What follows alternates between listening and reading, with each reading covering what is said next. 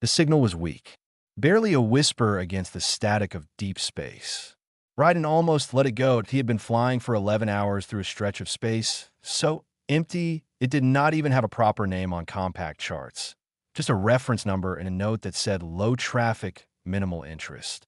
That described most of his assignments these days. Low traffic, minimal interest. The kind of work given to Dragon Knights who had started asking the wrong questions in the wrong rooms. He was large even by Dragon standards.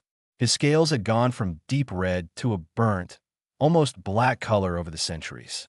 His wings were folded against the hull of his patrol ship in transit mode, their edges nicked and scarred from decades of service. He had 4 commendations and 1 formal reprimand. A fair balanced, he almost ignored the signal. Instead, his hand moved to the receiver before his mind had fully made the decision. Old habit, a knight's reflex. The signal resolved into a distress code.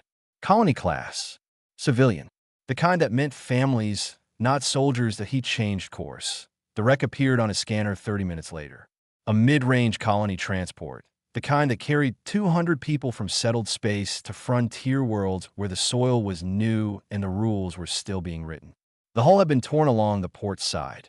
Not by weapons, but by collision. A debris field floated around it like a slow, silent storm. Chunks of metal and personal cargo, and things Raiden did not look at too closely. He docked at the emergency port, which still had power. That surprised him. Inside, the ship was cold and dark and very quiet. Emergency lighting cast everything in pale orange. Raiden moved through the corridors without making a sound, which was something large creatures learn to do when they spend enough time in places where silence felt important. He found them in the common area. The colonists. He did not count. He did not need to. He kept moving toward the life support readout on the wall. One signal, faint but steady, coming from the emergency pod bay at the rear of the ship. The pod bay had 6 units. 5 were empty, their doors hanging open, used and ejected somewhere out in the debris field, probably days ago. The 6th was sealed. Its small status light blinked green. Raiden put one clawed hand against the release panel. The door opened with a soft hiss. Inside, sitting on the floor with his knees pulled up and a half-eaten protein bar in his hand, was a human child. The boy looked up. He had dark hair that needed cutting, a bruise along his left cheekbone that was fading to yellow, and eyes that were too calm for someone who had been alone in a metal box for what the pod's log said was 4 days. He was wearing a coat 2 sizes too large. His father's, Raiden would later understand, though he did not know that yet. The boy looked at Raiden, all of him, the size and the scales and the ancient scarred face, and said, "Are you the rescue?" Raiden said nothing for a moment. "Yes," he said finally. The boy nodded as if this confirmed something he had already decided. He finished the last bite of his protein bar, stood up, and held out his hand. Not to be carried, just the way humans greeted each other. Raiden looked at the small hand. He had not shaken a human hand in years. He extended one finger, carefully, and the boy wrapped both his hands around it and shook it twice. "I'm Soren," the boy said. "Raiden, is your ship big?" "Big enough." "Does it have food?" "Yes." Soren nodded again and stepped out of the pod. He looked at the emergency bay around him, then back at Raiden. He did not ask about his parents. He did not ask about the other colonists. He would ask later in his own time. But right now, he seemed to understand that there were questions for later and questions for now, and the ones for now were about food and safety. Raiden filed his incident report on the way back to his ship. Survivor recovered. 1 minor, human male, age approximately 8. No other survivors confirmed. He sent on the standard channel and then immediately felt the weight of what came next settle onto him. Protocol said he was to transfer the boy to the nearest compact processing station. Fill out the forms. Hand Soren over to whatever system had been built for situations like this. It was clean. It was correct. The nearest processing station was a cold, gray facility 3 sectors away that Raiden had visited twice on other assignments. He remembered its waiting rooms. He remembered the faces of the people sitting in them. He looked at Soren, who had found his way to the co-pilot chair and was pressing his nose against the forward viewport, watching the stars. "These ones look different from back home," Soren said. "Every part of space looks different," Raiden said. "Have you seen all of it?" Not all of it. Me neither, Soren said, as if they had something in common now. Raiden entered the coordinates for the processing station into the NAV system. Then he sat there for a long moment, looking at them. Then he entered different coordinates. A human colony settlement, 12 hours further out, past the edge of compact jurisdiction. Small, quiet, the kind of place a boy could wait for what came next without sitting in a gray room doing it. Just this once, Raiden told himself. A small detour. Nothing that mattered, that he told himself that the whole way there. By the second day, Raiden had accepted that the cargo hold was not going to contain the boy. He had set up a sleeping area there. A folded emergency blanket, a ration pack, a small light. It was more than adequate. Raiden had slept in worse places during actual combat. But Soren treated the cargo hold as a base of operations rather than a room, and he ranged freely through the rest of the ship as if he had been invited. He had not been invited. How do your wings work in space? Soren asked. He was sitting cross-legged on the floor of the cockpit, which he had claimed as his preferred spot sometime in the middle of the previous night. They do not work in space, Raiden said without looking up from the NAV panel. There is no air. Then how do you fly? In space, the ship flies. Soren thought about this. But what about when you're not in space? Then the wings work. Can I see them? No. Why not? Because we are in space. Soren accepted this with the particular patience of a child who understood he had not actually lost the argument, only postponed it. He would circle back. Raiden was already certain of this. The questions did not stop. They covered everything in no particular order. The age of the ship, the age of Raiden, whether dragons ate their food cooked or raw, what the Galactic Compact actually did, whether any other species were as small as humans, whether being small was considered bad by bigger species, whether Raiden had ever been afraid of anything. Raiden answered in as few words as possible. Soren treated each short answer like a door that had been opened just enough to push through. On the afternoon of the second day, the questions stopped for a while. Raiden noticed the silence before he noticed the reason for it. Soren was sitting very still, looking at a small photograph he was holding with both hands. It was bent at one corner and had clearly been folded and unfolded many times.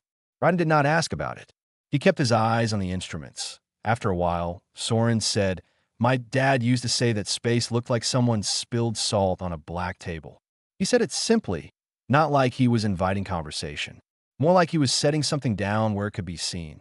Raiden said nothing. "I think he was right," Soren said. He folded the photograph and put it back in his coat pocket. Then he looked out the viewport again with the same steady expression he seemed to wear for everything. "Do you think it looks like that?" Raiden looked out at the stars for a moment. "I have not thought about it that way." "You could start," Soren said.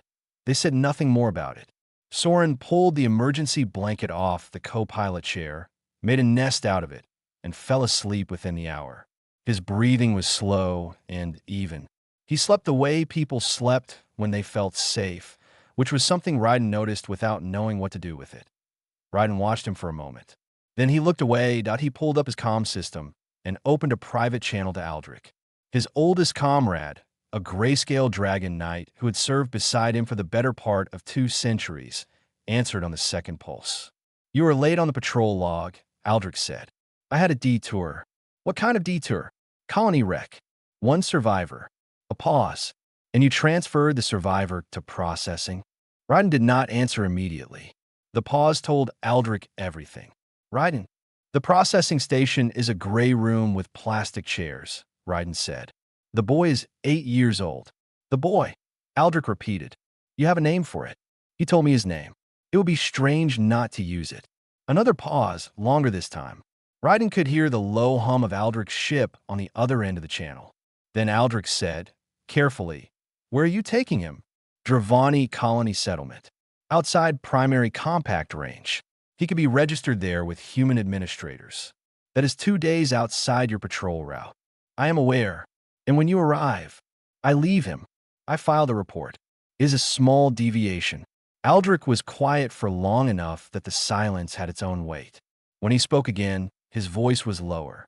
"Just get it done quickly. And Raiden, do not get attached." Raiden looked at the sleeping boy, at the oversized coat, at the corner of the photograph visible above the pocket edge. I am not attached, he said, that he closed the channel. Sometime later, he did not check the time. Soren shifted in his sleep, reached out one arm, and pulled the edge of Raiden's wings slightly toward himself like a blanket. He did it without waking, without thinking, the way a child moved toward warmth because warmth was there. Raiden did not move. He sat very still for a long time, that he told himself it was because he did not want to wake the boy. The call came early in the third morning, before Soren was awake. Raiden had been running a quiet systems check when the priority channel opened, the kind that bypassed his personal settings and could not be declined. The sigil of the Dragon Knight order filled his comm screen. He accepted it. Magistra Vane appeared. She was older than Raiden by 3 centuries and looked every year of it in the best possible way. Sharp and steady and completely without warmth. Her silver scales caught the light of her command chamber. She wore her rank insignia on a chain across her chest, the way the old knights had before the compact modernized the uniform codes. She had refused to change. Raiden, she said. The way she said his name made it feel like the beginning of something formal. Magistra, you recovered a survivor from the Dravani corridor wreck. It was not a question. One human child, male, age 8. You have not transferred him to processing. I am en route to a colony settlement, Raiden said. The processing station was out of my path. I judged the colony as sufficient. You judged, Vane said. She let the words sit. The child's name is Soren. His father was Dallin, a freight operator who spent 6 years moving cargo for the Orvashi Syndicate before attempting to disappear with his family onto a frontier colony. Raiden said nothing. The Orvashi matter is not closed, Vane continued. The child is a linked party under standard family chain investigation protocol. He is to be held at processing, pending review. I am sending you the formal order now. Raiden felt the order arrive in his system. He did not open it. He is 8 years old, Raiden said. His father moved cargo. The boy carried boxes, possibly, when he was 4. He is not a party to anything. That determination is not yours to make. Then whose? Vane looked at him steadily. The orders, as it always has been. She tilted her head slightly. I know what you are thinking, Raiden. You're thinking this is political. That the Orvashi Syndicate has enough reach inside certain compact councils to make a child into a convenient tool. Is it not? What it is does not change what the law requires. Her voice did not rise. It never did. You will deliver the child to Processing Station 12 Dravani by end of cycle. You will file your transfer report, and then you will return to your patrol route and do the work you were assigned. She paused. Do you understand? Raiden said, yes. He closed the channel. He sat in the dark of the cockpit for a long time. The NAV system still showed his course toward the colony settlement. The order from Vane now sat in his system like a stone, blinking, waiting for him to open and confirm it. Processing Station 12 Dravani. He had been there. Twice. The holding section for linked miners was a set of small rooms with no windows. The staff were not unkind, exactly. They were simply busy with too many cases and too little time, and the children they held were files first and children second. Soren would go into a room. The Orvashi review would take months, maybe longer. And an 8-year-old boy who had survived 4 days alone in a broken ship by sheer stubborn would sit in a windowless room and wait for a process he had nothing to do with to decide his life. Raiden opened the NAV system and he deleted the coordinates for Processing Station 12 Dravani. He put in the colony settlement coordinates again and locked them. Then he opened the system and buried the course change 3 layers deep in the NAV log under routine maintenance data. It would be found eventually. He knew that. He was not trying to disappear. He just needed time. His comm buzzed. Aldrich. He did not answer. Behind him, he heard the soft sound of Soren padding into the cockpit in his socks. The boy had learned that his boots made noise on the metal floor and had started removing them at the door, which Raiden had noticed and said nothing about. Soren climbed into the co-pilot chair and looked out at the stars for a moment. Then he looked at Raiden. You look different, Soren said. I look the same. No, you look like my dad did when he had decided something he didn't want to talk about yet. Soren pulled the emergency blanket over his legs. It's okay. You don't have to talk about it. Raiden kept his eyes on the NAV screen. Soren, he said, When we reach the settlement, there will be people there who can take care of you. Real care. Food, schooling, a place to stay. Okay, Soren said. It will be better than this ship. Okay, Soren said again. Then, quietly, are you in trouble because of me? Raiden was quiet for long enough that it was its own answer. Don't be sorry, Raiden said. You have done nothing wrong. Soren looked at him for a moment. Then he turned back to the stars. Salt on a black table, Soren said softly, to no one in particular. Raiden looked at the stars. He thought about it. Really looked for the first time in a long while. Yes, he said. I think you were right. Neither of them said anything else. The ship flew on through the quiet dark, and somewhere behind them, an order blinked unanswered in a system log, and a clock began to count. They appeared on the scanner 2 hours after Raiden crossed the outer belt. Two ships.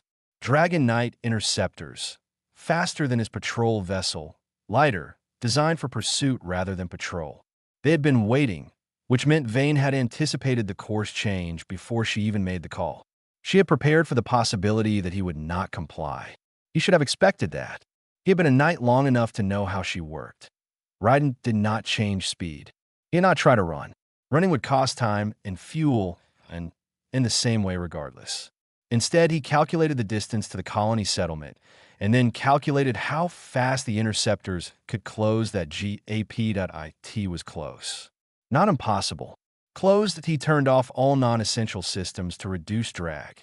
Interior lights, secondary heating, the low hum of the entertainment console Soren had discovered on the first day, and which played old compact historical recordings that the boy had watched with complete, silent attention. The cockpit dimmed. Are those ships following us? Soren asked. He had been watching the scanner for the past 20 minutes. Yes. Are they yours? From your order. They were, Raiden said. Soren looked at the 2 dots on the scanner. He did not ask any more questions. He seemed to understand that this was one of those moments where questions were not what was needed. He sat quietly instead, which was the most help he could offer, and also, somehow, more help than Raiden expected. Raiden opened the private channel.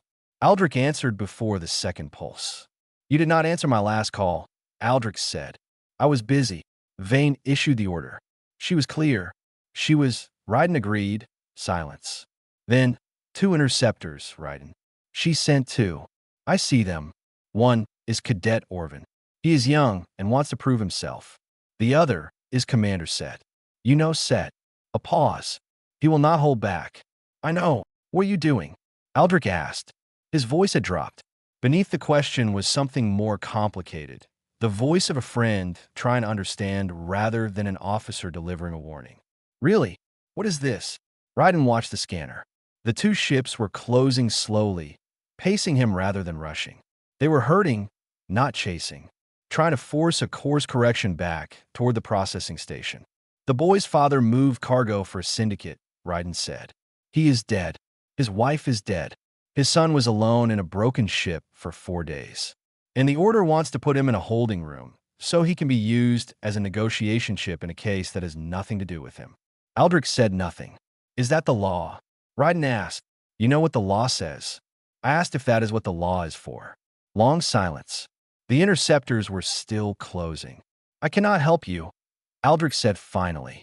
I'm not asking you to. I'm asking you to stop. I know, Raiden said. I'm sorry. He closed the channel. Soren had heard enough to understand the shape of it, if not every detail. He reached across from the co-pilot chair without looking at Raiden and picked up the secondary thermal layer that had been sitting folded on the dashboard. He stood on the chair, leaned over, and draped it across Raiden's shoulders. Then he sat back down, pulled his own blanket up, and looked at the scanner again. Raiden did not say anything. He did not remove the thermal layer. The colony settlement appeared on the long-range scanner 40 minutes later. A cluster of heat signatures and comm signals on the edge of a moon-sized outpost. Human-built, low-tech, the kind of place that had been out here long enough to have its own flags, and its own council, and its own laws that technically answered to the compact, but practically answered to whoever lived there. The interceptors fell back at the colony boundary. Raiden had known they would. Entering colony-registered space without a formal interspecies request would take time. Filing, approval, council review. time that Vane had not accounted for, or perhaps time she was willing to give him. He was not sure which was worst. He landed at the main dock. The colony administrator, a tired, round-faced human woman who introduced herself as Nara, met them at the dock entrance. Ryden had sent ahead, brief and direct. One human miner, orphaned, needs emergency registration. Nara had replied with 2 words. Understood. Come. She looked at Soren with the practiced calm of someone who had done this before. Hungry, she asked. Very, Soren said. We have soup. What kind? Good kind. Soren looked satisfied with this answer. Ryden walked with them as far as the registration office door. Nara stepped inside to get the forms. Soren stopped at the threshold and turned back. He looked up at Ryden with the same steady eyes that had looked up at him in the emergency pod. Calm and clear, and seeing more than they should, he raised one hand. Just a simple wave. The kind that meant goodbye, and also meant I will remember you, and did not try to be more than that. Ryden raised one clawed hand in return. Just barely. Soren went inside. Ryden walked back to his ship. The interceptors were waiting at the colony boundary, exactly where he had known they would be. He pointed his ship toward them and flew without slowing. That he had delivered the boy. The rest belonged to him now, and he had always known it. The Dragon Knight Order held its trials in a chamber carved from the core of a dead moon. The stone walls were old enough that the names of the first knights had been cut into them by hand. The hall could seat 300. Ryden stood alone at its center. The tribunal was 7 knights seated in a raised half-circle. Vane sat at the center. She wore her full rank insignia. Everyone in the hall wore theirs. Ryden had been asked to surrender his before entering. He had placed it on the table at the door without being asked twice. The charges were read by a junior officer whose voice echoed off the stone walls and sounded much larger than the room needed. Dereliction of duty. Refusal of a direct order. Illegal transit of a detained subject. Breach of the first code. The code that said a Dragon Knight did not place individual attachment above galactic law. Vane presented her evidence. She was calm and thorough and took 30 minutes. Everything she said was accurate. Ryden did not dispute it. When she was finished, the head of the tribunal, an old gray knight named Borin, whose scars were so numerous they had blurred into a general texture across his face, asked Ryden to speak. Ryden looked at the 7 knights for a moment. Then he said, "The boy's name is Soren. He is 8 years old. His father is dead. His mother is dead. He was alone in an emergency pod for 4 days before I found him." He paused. The Order wanted to hold him in a processing facility as a link party to a syndicate investigation. He was linked by blood to a man who moved cargo. He was 4 years old when that man began working for the syndicate. He loaded nothing. He signed nothing. He was a child. The hall was quiet. The first code says I may not place individual attachment above galactic law, Ryden continued. I asked the tribunal, is using a child as a political counter the same as galactic law? Is that what the code was written to protect? No one answered. He had not expected them to. I did what I did, Ryden said. I will not say otherwise. He stepped back. There was a long pause in the proceedings. Then, from the observer's gallery to the left of the main floor, a figure rose.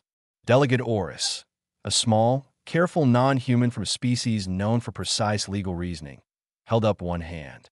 Borin recognized him with a nod. Oris spoke quietly, but the chamber carried every word.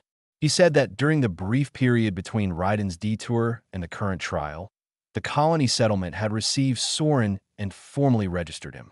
Once registered as a colony resident, Soren had fallen under the interspecies humanitarian protections of the Outer Settlement Accord. Those protections could not be applied retroactively to someone in compact custody, but they could be, and now were, applied to a registered colony resident. The Orvashi Syndicate's claim on Soren through family chain protocol was under the Accord void. The boy could not be touched. Vane's expression did not change, but her hands, resting on the bench in front of her, went very still. Oris sat down without another word. Ryden had not known this would happen.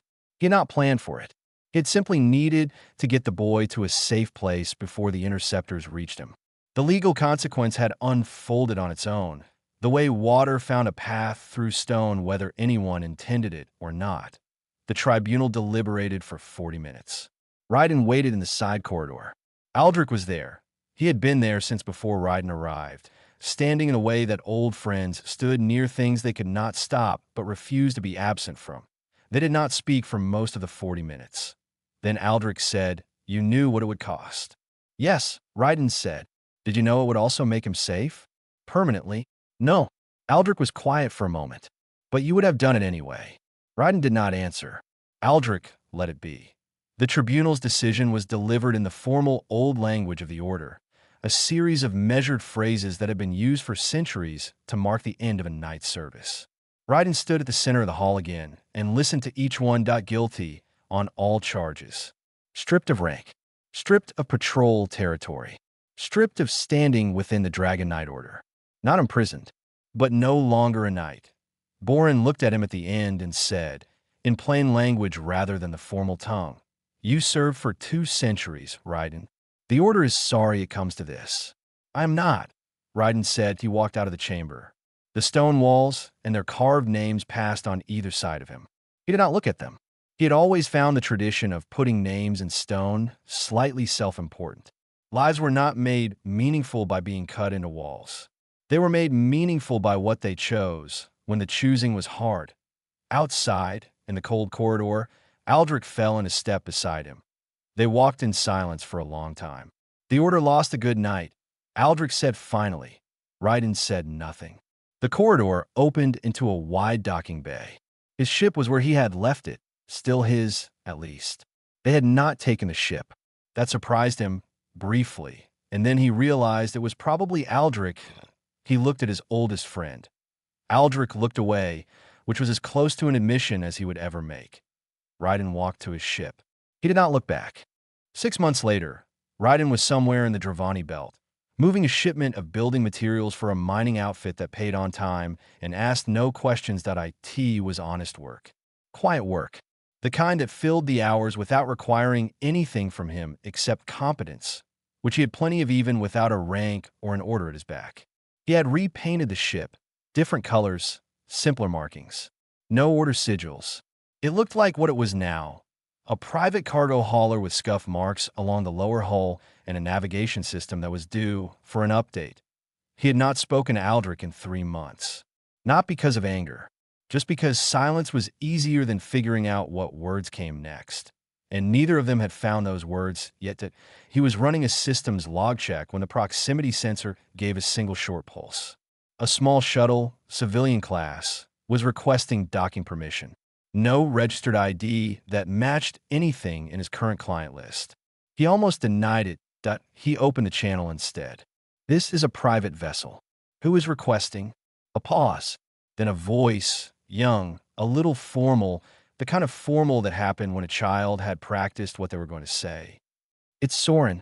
Raiden went very still. "I found you in the registry," Soren continued, with the particular matter-of-factness of someone explaining something that had taken significant effort, but who did not want to make a big deal of it. "It took a while. You're listed under cargo transit now, not patrol. Colony Administrator Nara helped me file the location request. It had to go through 3 offices." Raiden said nothing for a moment. Then he opened the docking bay. The shuttle was small and slightly battered, the kind colonies kept for short-range transport between outposts. A colony administrator, a tall man with tired eyes who introduced himself as Pell, stepped out first, looked at Raiden with the careful expression of someone who had agreed to this trip while not being entirely sure it was wise, and then stood aside. Soren stepped out. That he was taller. Not much. It had only been 6 months, but enough that Raiden noticed. His hair was still too long and still dark, and he was wearing new clothes that actually fit him. He was carrying a small bag over one shoulder, and he was looking at Raiden with the same steady, calm eyes that had looked up from an emergency pod and asked, simply, "Are you the rescue?" "Hi," Soren said. "Hello," Raiden said. Soren looked around the docking bay. The scuff marks, the repainted hull, the general organized messiness of a working cargo ship. "It looks different," he said. "I made some changes." "I like it," Soren said. He said it like he meant it, which made it harder to respond to than most things. Administrator Pell was looking at the ceiling in the polite way of someone trying not to eavesdrop on a conversation they were standing directly next to. Soren reached into his bag and took out something folded. Actual paper. Physical paper, thick and slightly rough at the edges. Ryden recognized how rare that was on a frontier colony. It would have cost the boy something to get it. Soren reached into his bag and took out something folded. Actual paper, thick and slightly rough at the edges. Rare on a frontier colony. It would have cost the boy something. Soren held it out. Ryden took it and unfolded it. A drawing, done in careful, uneven lines. Two figures, one large with wings, one small, standing side by side. Underneath, in printed letters gone over twice to make them darker, Ryden and Soren. Ryden looked at it for a long time. Pell said quietly, the colony's legal office submitted a request on Soren's behalf. A registration of guardian contact, a human colony classification. No binding obligation. No legal weight outside colony territory. Symbolic primarily. It means that when the colony records ask who this child's trusted contacts are, your name can be on that list. With your agreement. Ryden looked at Soren. Soren looked back. He was not asking the way a desperate person asked. He was offering something he thought was true and waiting to see if Ryden agreed. Yes, Ryden said. Pell made note. Soren let out one quiet breath. Not relief exactly.